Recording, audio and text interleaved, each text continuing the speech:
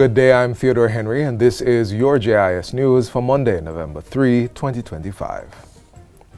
The government has suspended import duty and general consumption tax GCT for 1 month on specific goods brought into the country to support national recovery efforts following the passage of Hurricane Melissa.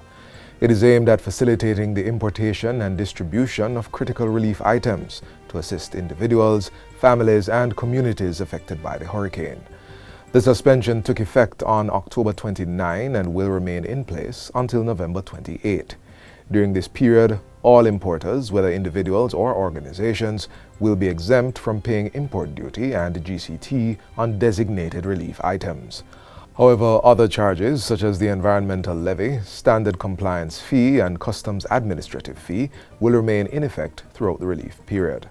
The list of eligible relief items includes tissues, wipes, cleaning products, diapers, clothing, non-perishable food items, mattresses, sleeping bags, tarpaulins, temporary sanitation systems, battery-operated radios, and more.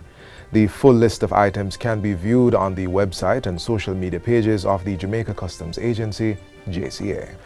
Prime Minister Dr. Andrew Holness says the government is grateful for the support being received from regional and CARICOM partners in the wake of the devastation caused by Hurricane Melissa. Dr. Holness conveyed thanks on Sunday during a meeting with representatives from the Caribbean Disaster Emergency Management Agency, the Caribbean Development Bank, and the Caribbean Public Health Agency. He stressed that the government was working to streamline every layer of the response system to ensure that when individuals or partners come forward to help, there is a clear plug-and-play structure that directs resources effectively and restores hope swiftly.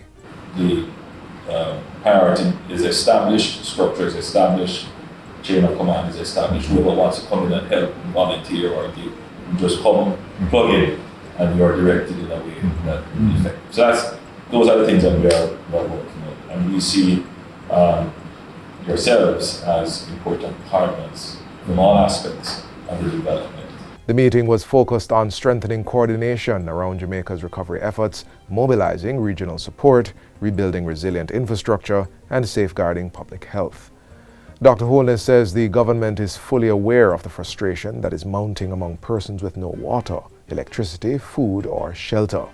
He assures that a speedy and sustainable response is being mobilized. Meanwhile, more aid arrived on the island on the weekend from the international community. The government of El Salvador has provided 50 tons of humanitarian aid and deployed a 300-member medical and emergency response team to Jamaica. The final contingent arrived on Sunday, including firefighters, doctors, and other humanitarian personnel. Minister of Foreign Affairs and Foreign Trade Senator Kamina Johnson-Smith was on location at the Norman Manley International Airport to welcome the team and receive the donations.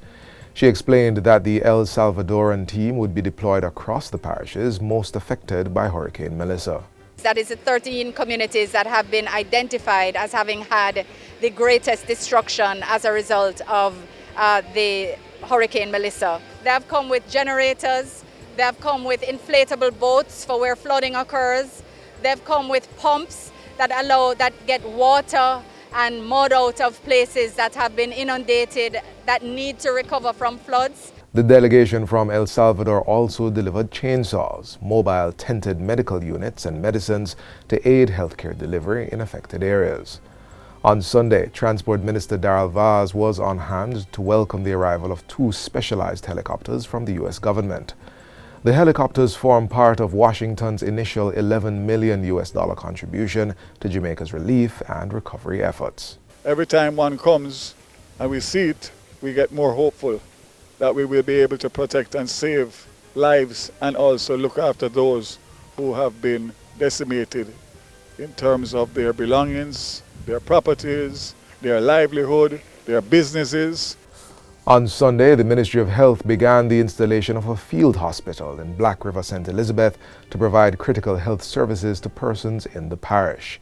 The need for a field hospital comes as the Black River Hospital sustained extensive roof and seawall damage, leaving its operating theatre and administrative block destroyed. During a press briefing on Saturday, the Portfolio Minister, Dr. Christopher Tufton, explained that the mobile-ready setup would act as a temporary medical facility offering essential and specialized services. That facility will come fully equipped, which will include an operating theater and other critical diagnostic equipment and some team members to support the local team. The field hospital is being set up in partnership with Samaritan's Purse, a faith-based organization dedicated to disaster relief. Minister Tufton adds that given the kind of damage observed at other facilities, more field hospitals will be set up to offer critical care to those displaced and traumatized as a result of Hurricane Melissa. The other areas identified for field hospitals are Savannah Lamar General Hospital, Falmouth Hospital, and the Cornwall Regional Hospital. Residents of Black River St. Elizabeth who were severely affected by Hurricane Melissa have also begun receiving care packages and other essential relief items.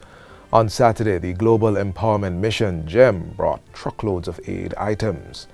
The initiative was carried out in close coordination with the Ministry of Local Government and Community Development and the Office of Disaster Preparedness and Emergency Management, ODPEM. And in addition, we've supported the police station in Black River along with the hospital with generators, just a tiny little one for now, that we're going to be bringing in a much bigger one. And then there's also a water well in the region that we're going to bring a very big generator to get that up and running so that can pump water out for the whole community on a long-term basis. The distribution formed part of a tour to the parish led by the local government minister, Desmond McKenzie. During the tour, the minister observed extensive damage to municipal buildings and community infrastructure and assured that steps were being taken to re-establish basic services, including communication in the parish.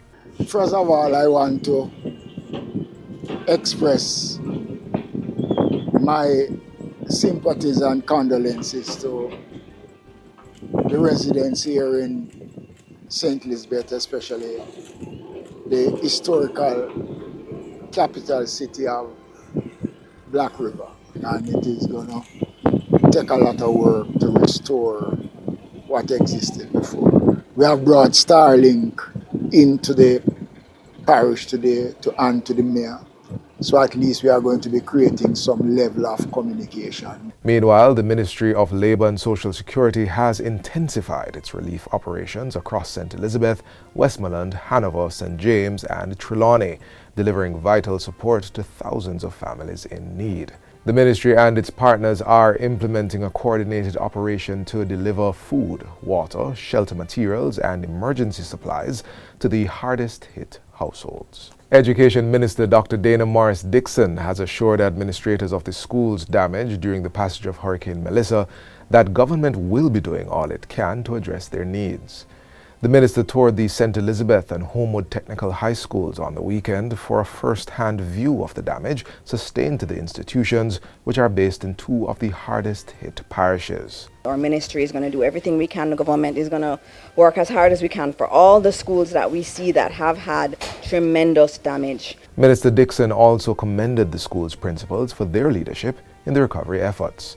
And finally, the government is reminding members of the public, both local and overseas, that there is only one official website for Hurricane Melissa relief donations: supportjamaica.gov.jm.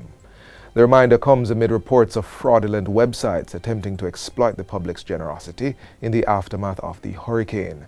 Minister with responsibility for science, technology and special projects, Dr. Andrew Wheatley, says the Jamaica Cyber Incident Response Team, JASERT, has identified several fake websites seeking to divert relief donations.